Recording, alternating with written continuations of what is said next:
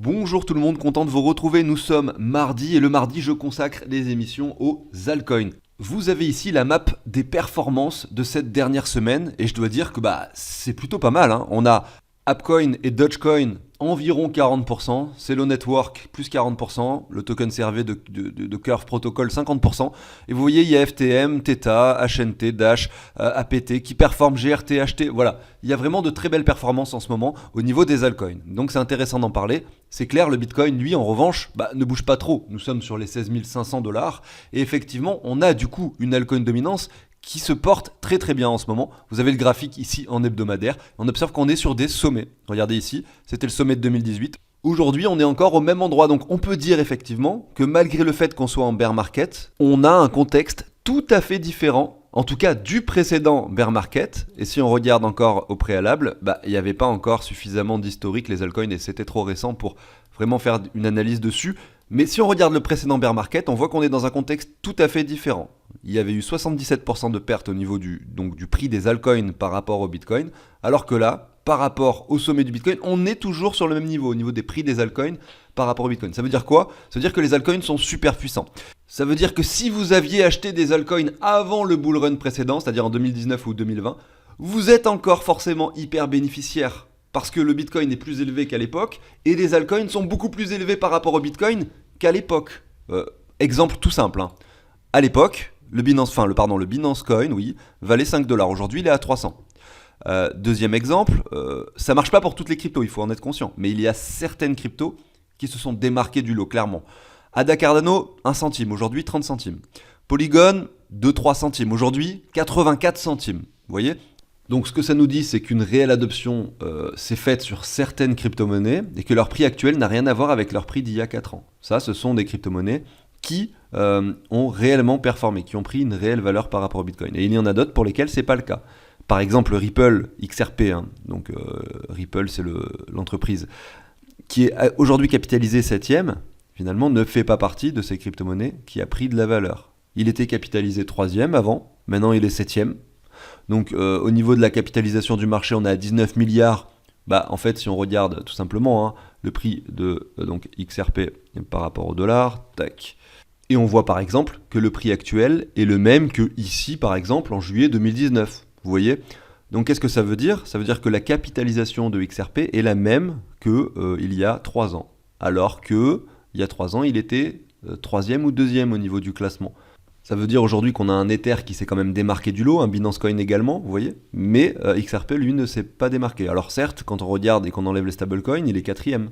Mais en fait, vous voyez, si vous prenez sa valeur par rapport au Bitcoin, vous voyez que tout ce qu'il a fait, en fait, c'est perdre en classement et perdre en capitalisation. Regardez son prix par rapport au Bitcoin, on est sur une tendance baissière.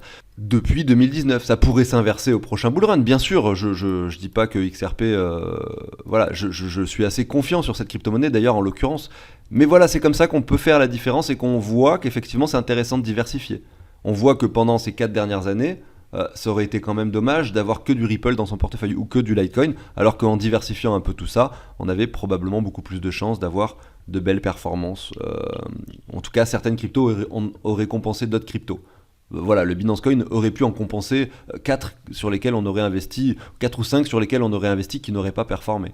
Mais effectivement, dans la globalité des choses, on voit qu'en fait, de toute façon, on est gagnant par le simple fait de diversifier. Donc c'est le but un peu de ces émissions du mardi, qui seront complémentaires aux émissions du mercredi, dans lesquelles on va parler de portefeuille fictif. On va vraiment appliquer ça sur des cas concrets au niveau d'un réel portefeuille. Enfin non, ce ne sera pas un vrai portefeuille, ce sera un portefeuille fictif. Mais je veux dire, dans un réel tableau qui montrera des réelles crypto-monnaies, etc., sur lesquelles on va faire des investissements fictifs, bien entendu. Voilà. Donc, si ça vous plaît, ce contenu, n'hésitez pas à vous abonner, à liker. Moi, je vais vous passer l'introduction et je vais enchaîner directement avec les analyses de quelques altcoins. Allez, à tout de suite.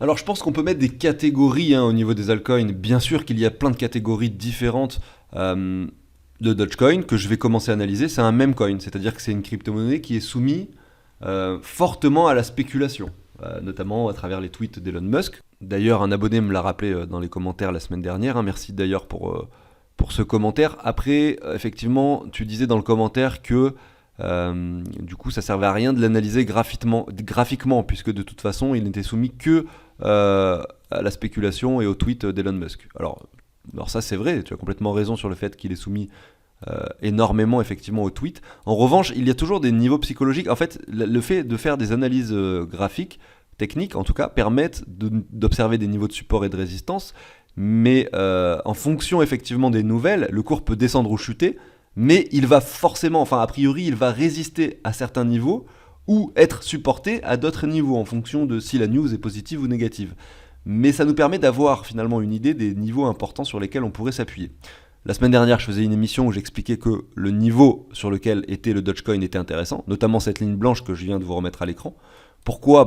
Parce que là, certes, on n'a pas de vraie structure propre au niveau des clôtures. En revanche, on a cassé cette ligne très fortement pour revenir la tester par la suite. Donc ça, de façon graphique et technique, c'est intéressant. Donc quand je disais la semaine dernière que le prix du Dogecoin était a priori intéressant pour un palier d'investissement, et bien il se trouve qu'aujourd'hui on peut voir que j'avais raison entre guillemets, même si on ne peut pas parler de vraiment le fait d'avoir raison ou tort dans une analyse technique. Mais en tout cas ce qui est sûr c'est que j'aurais pu me tromper, c'est-à-dire que là ça c'est un support, mais un support ça peut être cassé. Admettons qu'il y a un tweet super négatif d'Elon Musk sur le Dogecoin à ce moment-là, on le perce comme dans du beurre, on vient chercher ensuite le niveau suivant qui se trouve un petit peu plus bas. D'ailleurs, par exemple, qu'on pourrait se mettre par ici, vous voyez, tout simplement. Il se trouve que voilà, on a rebondi dessus et on est venu chercher des niveaux supérieurs. Donc tant mieux. Il y avait effectivement un très bon niveau d'achat, un très bon palier à saisir sur les prix qui nous étaient offerts effectivement à ce moment-là. Notamment avec un retour, regardez, de façon assez précise, sur les 78,6. On a méché dessus une fois, deux fois, dans la zone de rechargement. Je pense que c'est encore plus visible en daily. Une fois, deux fois, et hop, on rebondit sur les 78,6. Regardez ici, je mets ma ligne ici de façon un peu plus précise. À deux reprises. Effectivement, ce niveau-là également était intéressant parce que c'était la neckline du faux W. Hein. Alors on voit qu'en daily, attendez, mais en fait c'est un vrai W ici en daily. Non, graphiquement parlant, c'est quand même très intéressant ce que l'on a ici. Au niveau des clôtures hebdomadaires, il n'y a pas de W, mais regardez en daily, si je me mets comme ça en ligne, c'est quand même très très propre. Donc ouais, cette zone de prix quand même, on peut pas dire qu'elle n'était pas intéressante. Après, est-ce qu'on peut faire du trading, etc. Moi, je fais pas de trade. Mais en tout cas, pour de l'investissement long terme, en tout cas, quand on regarde le Dogecoin, on se dit que pourquoi pas, ça pourrait être une crypto-monnaie à ajouter au portefeuille. Que l'on aime ou que l'on n'aime pas, hein, ça peut être une crypto-monnaie intéressante à ajouter. Parce que elle est dans le top 10 des capitalisations crypto, parce que c'est une crypto-monnaie énormément suivie par les investisseurs, et parce que son prix a chuté, regardez, entre le sommet donc et le prix actuel, d'approximativement donc 90%, 91%. Donc ça en fait, toutes ces choses que je viens de citer, ça en fait une crypto-monnaie intéressante à suivre, et pourquoi pas à utiliser dans son portefeuille pour diversifier. Mais il faut se méfier, et c'est là où, malgré le fait qu'on va parler des altcoins, il ne faut pas oublier que l'altcoin dominance est très très haut. Moi, je ne sais pas si on va la casser cette ligne ou pas, hein, mais si là on retourne sur des niveaux inférieurs, avoir un Dogecoin qui finalement dessine un retour effectivement sur ces points bas là, qui se trouve par ici aux alentours des 5-6 centimes, c'est possible. Ce qui ferait un prix quasiment divisé par 2 par rapport au niveau actuel. Donc dans tous les cas, il faut toujours modérer ses investissements. Peut-être, pourquoi pas, j'en sais rien moi, si vous pensez que l'année 2023 va être merdique et que vous avez l'impression quand même que cette altcoin dominance risque de chuter fortement, eh bien le plus sage serait peut-être d'investir plutôt dans du Bitcoin maintenant et attendre une chute pour acheter les altcoins. Comme ça vous posez un pied dans les cryptos dans un marché qui est quand même bien baissier avec un Bitcoin qui est quand même revenu aux 16 000 $, tout en pouvant garder la possibilité d'acheter des altcoins plus tard. Et si jamais ça monte, vous serez malheureusement en Bitcoin et vous pourrez pas trop profiter de cette hausse si les altcoins montent sans le Bitcoin. Donc voilà, c'est un peu compliqué, mais après vous avez également le choix d'acheter 80% de Bitcoin et 20% d'altcoin, même si on est sur un sommet au niveau de l'altcoin dominance, tout en se disant que éventuellement ceci peut se produire. Donc vos 20% d'altcoin pourront faire profiter votre portefeuille effectivement. Bon après c'est des notions qu'on verra plutôt le mercredi au niveau des pourcentages et de comment un peu on pourrait gérer tout ça. Voilà, en tout cas le Dogecoin, c'est assez intéressant et de voir qu'il est aussi résilient au marché baissier, alors que c'est un meme coin qui, pour ma part, il y a 2 ans, je voyais comme quelque chose de vraiment négatif. Je ne voyais pas que ça, le Dogecoin, comme quelque chose qui pouvait intégrer le top 10. Alors ça, je ne l'avais pas du tout anticipé. Et en plus, rester dans le top 10. Ça, c'est quelque chose que j'avais encore moins anticipé. On va regarder maintenant Tron, voilà. Je fais un peu les choses au pif. N'hésitez pas dans les commentaires pour mardi prochain à me dire les crypto-monnaies du top 50 ou top 100 que vous souhaitez que j'analyse. Pourquoi je regarde TRX? Parce que je me pose la question, ça fait très longtemps que j'ai parlé de son graphique, si par rapport au Bitcoin, il a eu une performance pendant la phase haussière, enfin en tout cas pendant le dernier bull run. Est-ce que ça a valu le coup d'avoir du Tron pendant la phase précédente ou non? Je supprime un peu tout ça. Eh bien on observe que, alors là c'est marrant de voir ça, parce qu'on voit que jusqu'en avril 2022 finalement, Tron n'était pas si intéressant que ça. Le graphique est similaire à celui du XRP. Regardez par rapport au Bitcoin, on a un Tron qui en fait, par rapport au mois de septembre 2019, avait chuté jusqu'au mois d'avril, mars 2022. Et c'est que depuis très récemment que Tron se démarque du lot. C'est assez étonnant, c'est intéressant de voir ça. C'est quand même fou. On se dit qu'il y a des crypto-monnaies qui existent depuis très longtemps, comme le TRX, qui sont plutôt sur un range depuis ici très longtemps, c'est-à-dire qui ne performent pas spécialement par rapport au Bitcoin sur une période de temps de 4 ans, et qui aujourd'hui le font. Et ça c'est assez intéressant. Regardez ici, si je vous mets le Tron par rapport au dollar, on met le prix actuel.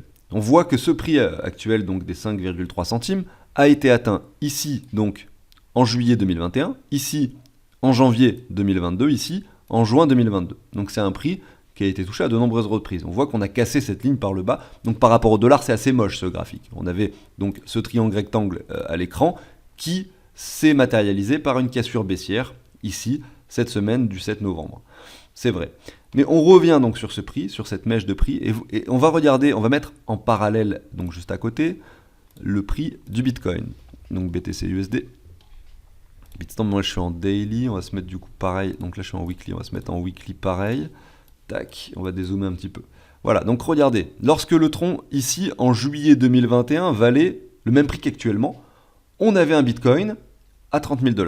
Ici, lorsque donc le Tron valait toujours 5 centimes, on avait un Bitcoin, c'était ici, à 34 000 $ approximativement. Et là, aujourd'hui, on a toujours un Tron sur le même prix avec un Bitcoin à 16 000. Ça prouve à quel point il est résilient, en tout cas, dans cette phase de bear market, on a un Tron qui est hyper résilient. Et ça pourrait... Alors, je ne sais pas vraiment l'expliquer, mis à part par le fait que cette phase haussière n'a pas été, on va dire, très fructueuse, on va dire très intéressante pour le Tron. Il a fait finalement le même sommet par rapport au dollar qu'ici en 2018. Donc on peut imaginer qu'en fait, les personnes qui ont investi dans Tron, c'était peut-être la communauté qui était déjà présente avant, et qu'en fait il n'y a pas eu d'over-spéculation qui a fait qu'effectivement, derrière, il se prend une grosse claque dans la tête. Voilà. On va dire que c'est un écosystème à part entière maintenant en plus qui est dans la finance décentralisée, etc. avec un stablecoin qui a été créé. Je pense que c'est une communauté qui reste un petit peu entre elles, avec des investisseurs qui restent un peu comme ça entre eux, et qu'il n'y a pas eu d'over-spéculation qui fait que les personnes souhaitaient vendre par la suite. Beaucoup de holders en fait, je pense. Beaucoup de holders sur Tron. Ce qui justifie cette résilience qu'il a par rapport au Bitcoin. Et est-ce qu'on peut imaginer qu'effectivement elle se démarque du lot à l'avenir? Ça, j'en sais rien. J'ai envie de regarder ça. Ouais, ce chiffre-là, j'ai fait ça sur... bon, bref, je divague un petit peu. Vous savez que j'aime bien divaguer, comme certains disent également dans les commentaires. Vous avez le market cap divisé par le full diluted value. Donc ça veut dire quoi? Ça veut dire qu'en gros, ils vont prendre le market cap de la crypto en question et ils vont le diviser par le market cap de cette même crypto si jamais tous les tokens étaient disponibles. Donc c'est intéressant. On voit que sur le Bitcoin, il y a 8%, on le voit directement, 8% des tokens qui sont encore à émettre. Le Bitcoin, il y en a 6,25 qui sont créés toutes les 10 minutes. Au prochain halving, il y en aura 3,125. Ensuite, il y en aura 1, vous avez compris, on divise par 2. C'est le mot halving, ça veut dire division par 2 en anglais. Donc on voit qu'en 2140, le Bitcoin, on le sait, on sait comment ça marche, tous les tokens seront émis, il y aura écrit 1 ici, en 2140. C'est pas tout de suite, on sera a priori déjà tous morts. Mais en tout cas, pour d'autres cryptos, c'est intéressant d'avoir ce chiffre. XI, XRP, on voit que, en fait, il y a beaucoup de tokens, on peut cliquer dessus, la moitié, tout simplement, des tokens. Donc il y en a 50 millions en circulation pour 100 milliards, 50 milliards en circulation pour 100 milliards a priori total. Donc ces 100 milliards, est-ce que ces 50 milliards c'est de l'argent qui se débloque petit à petit pour des précédents investisseurs, etc. On n'en sait rien. En tout cas, on sait qu'il y a quand même une grosse inflation à prévoir encore sur ce token. Voilà. Simplement en regardant ce chiffre directement à droite, là, sans cliquer sur les cryptos, ça nous permet d'avoir une information pertinente. Malgré tout, il faut... Je le précise, quand vous voyez écrit 1 ici, ça ne veut pas forcément dire qu'il n'y a pas d'inflation à prévoir. Je vais vous expliquer pourquoi. Regardez Ethereum, on va prendre l'exemple d'Ethereum. Vous avez donc 120 millions de tokens disponibles sur une offre totale de 120 millions. En revanche, l'offre maximale est indéterminée. Ça veut dire qu'en fonction effectivement de comment, enfin, vous savez maintenant, des fois il y a des ethers qui sont burn, des fois il y en a qui sont créés, ça dépend effectivement du nombre de transactions qu'il y a sur la blockchain, etc. En fonction des sorties là, récentes et des nouveaux, des mises à jour des protocoles d'Ethereum, du protocole d'Ethereum, pardon. J'ai un peu du mal à m'exprimer. Ce que je veux dire, c'est que vu que là ce chiffre est infini, eh bien on ne peut pas savoir quelle inflation est encore après, ça peut être infini, mais le protocole de cette blockchain limite l'inflation et même brûle des tokens en ce moment, donc c'est plutôt positif. Mais là où je veux en venir, c'est que ce chiffre-là, s'il est égal à 1, ça ne veut pas forcément dire qu'il n'y a pas d'inflation à prévoir. En revanche, si le chiffre est égal à 0,5, c'est clair et net qu'il y a au minimum 50% des tokens qui ne sont pas débloqués, donc, et il y a une inflation à prévoir. Voilà. C'est là où je voulais faire cette petite nuance avec ce chiffre qui reste intéressant à afficher. Pour ça, j'ai simplement coché cette petite case ici. Par exemple, on voit que Stellar Lumen, c'est une crypto-monnaie similaire à XRP. Hein. On est à 0,5 pareil. Ici 0,17. Mais de quoi s'agit-il hein? Filecoin, ah ouais, 0,17. C'est quand même violent. Et vous voyez, quand vous pouvez voir ce chiffre, et ben en un instant, vous voyez qu'effectivement là, sur le Filecoin, ça vous dit pas après comment sont débloqués les tokens, etc. Il y a un autre site pour ça que j'avais trouvé, enfin, qu'on m'avait donné, qu'un ami m'a montré. Ça s'appelle Token Unlock.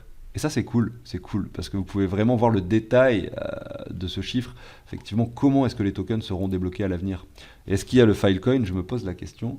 Filecoin. Il y a peut-être un E à File. Non, il n'y a pas. Hein. C'est dommage. C'est pas grave, on aura l'occasion d'utiliser ce site, et puis il est encore en version bêta, hein. Je pense que plus tard, effectivement, il y aura beaucoup plus de crypto dessus, c'est le début, mais voilà, on aura l'occasion de toute façon d'en reparler, pas d'inquiétude par rapport à ça. Donc j'ai fini avec TRI. On va tout de même pouvoir conclure en disant que c'est quand même assez risqué aujourd'hui, notamment parce qu'on revient sur cette ligne de résistance très pertinente. Donc juste en parlant d'analyse technique ici, on voit que on est revenu sur un niveau très important de résistance sur le TRX. Ça ne veut pas dire qu'on ne va pas le casser, mais le casser, a priori, devrait se traduire par, comme on l'a vu sur l'altcoin dominance, effectivement une altcoin qui fasse ça à un moment donné. L'altcoin dominance, elle est quand même sur un sommet maintenant, donc c'est logique d'avoir des altcoins qui se trouvent également sur des niveaux de résistance. Donc par rapport au Bitcoin, on voit que ça reste quand même assez risqué. C'est clairement pas un niveau sur lequel j'irai investir sur le TRX. Malgré tout, si c'était une crypto-monnaie que je souhaitais ajouter à mon portefeuille pour diversifier, j'attendrai minimum un retour sur cette zone-là par rapport au Bitcoin, peut-être plus bas. Et si on le regarde par rapport au dollar, on a peut-être moins d'informations intéressantes qui nous sont données. On a cassé ce triangle rectangle par le bas. Désormais, qu'est-ce qu'on a comme niveau? On a cet énorme W, ici très long terme, qui d'ailleurs si on zoome un peu, n'en est pas un, parce que là on a fait un nouveau plus bas. Mais peu importe, on a quand même ce point-là qui est un point de support très pertinent, qui peut être atteint aux alentours des 4 centimes. Voilà, 4 centimes. C'est vraiment un gros support pour TRX si jamais on devait avoir une chute qui s'opère à la fois sur l'altcoin dominance, sur le prix de TRX par rapport au Bitcoin, bien sûr. On va continuer. Ah oui, il y a quelque chose aussi que je ne fais pas mais que je vais forcément intégrer petit à petit dû au fait que l'Ether est de plus en plus puissant et le sera encore de plus en plus, je pense, en tout cas par rapport au Bitcoin. Et donc ça peut être intéressant d'analyser également les cryptos par rapport à l'Ether. Donc on voit que le TRX est plus puissant que l'Ether depuis ici, le mois d'avril. C'est pareil que sur le graphique par rapport au Bitcoin. On a un TRX qui est plus puissant que le reste du marché et on le constate aussi également sur ce graphique par rapport à l'Ether. On est malgré tout sur ici un W qui est sur le point de se former. Donc par rapport à l'Ether, c'est vrai qu'on voit pourquoi pas une hausse qui pourrait s'opérer, mais attention également à ce point de résistance qui vient chercher ce niveau-là sur lequel vous voyez à chaque fois qu'on vient mécher dessus, eh bien on rebondit à la baisse, en tout cas ici, sur cette semaine du 7 novembre. Voilà, bref, petit aparté sur le graphique par rapport à l'Ether. On voit que TRX, sur sa globalité, en tout cas depuis décembre 2018, a fait que chuter par rapport à l'Ether. Et c'est seulement depuis le mois de janvier 2021 qu'il se stabilise. Voilà. Est-ce que ça va suffire ou est-ce qu'on va justement continuer sur cette tendance et avoir un coin qui reste possédé que par des holders convaincus et qui n'entraînera plus de spéculation? Ça va vraiment dépendre des produits qui sortiront à l'avenir, hein, et si effectivement ils arrivent à faire parler d'eux ou non. Parce qu'il y a quand même un fort aspect marketing dans la cryptosphère et dans le fait qu'il y ait de la spéculation à la hausse ou à la baisse, ou que le prix d'une crypto monte ou descende. Il y a du fondamental et l'utilisation même, et c'est là où je vais pouvoir dériver. Je pense que on va regarder ensemble UOS. Ça va me permettre de vous raconter une histoire à ce sujet. Et par exemple du Binance Coin. Bon, on va faire ces deux-là, simplement pour vous montrer quelque chose d'intéressant. Si on regarde le Binance Coin par rapport au dollar, qu'on se met en parallèle, tac, ici donc à gauche, Binance Coin par rapport au dollar, voilà, très propre, hein, vous connaissez un peu ce graphique, peut-être, et qu'on regarde ici UOS par rapport au dollar. En fait, je pourrais faire UOS BNB directement, hein, ça serait la même chose. Mais bon, je sais que ça parle à plus de monde, hein, de voir les graphiques par rapport au dollar. Donc, on va regarder quand même ces deux graphiques, côte à côte. Donc, petit aparté d'ailleurs, ça me rappelle quelque chose, ce que je suis en train de dire ici. Un petit tips, un petit conseil très intéressant concernant TradingView. Parce que là, vous voyez, je suis sur TradingView. C'est le site qui permet de regarder tous ces graphiques que je vous passe tous les jours, hein, sur la chaîne. Si vous voulez avoir le graphique de UOS par rapport au Binance Coin, mais qu'il n'existe pas dans la liste, vous pouvez quand même le faire. Petit tuto TradingView, là comme ça au passage, vous voyez que UOS BNB n'existe pas. Donc vous pouvez faire UOS du coup USD, T par exemple, peu importe. Je vais le prendre sur KuCoin, voilà, peu importe. Et vous allez du coup garder ce UOS USDT, vous allez le diviser par BNB USDT. Bon, j'ai mis USDT, ça peut être le DAI, ça peut être n'importe quel stablecoin en fait, peu importe. Mais vu que j'ai pris UOS USDT, c'est mieux de prendre BNB USDT, vous voyez, c'est logique. Comme ça, on est sûr qu'on est par rapport à la même valeur.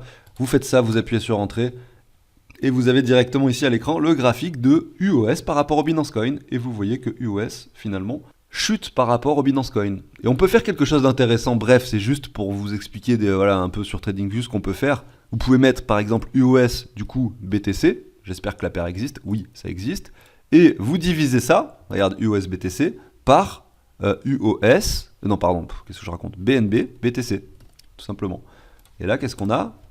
Eh bien, on a exactement le même graphique. Ah, c'est pas exactement le même chiffre, mais c'est exactement le même graphique. Et là, vous voyez, bah, le graphique a plus d'historique, donc ça peut être intéressant, hein, de le faire comme ça, parce qu'on a plus d'historique. Bon, ce que je vais faire, c'est que je vais garder ce graphique-là, je vais le mettre en grand, voilà. Et je reviens sur mes deux graphiques précédents, qui comparent donc UOS dollar et Binance Coin dollar. Ici à gauche, Binance Coin dollar.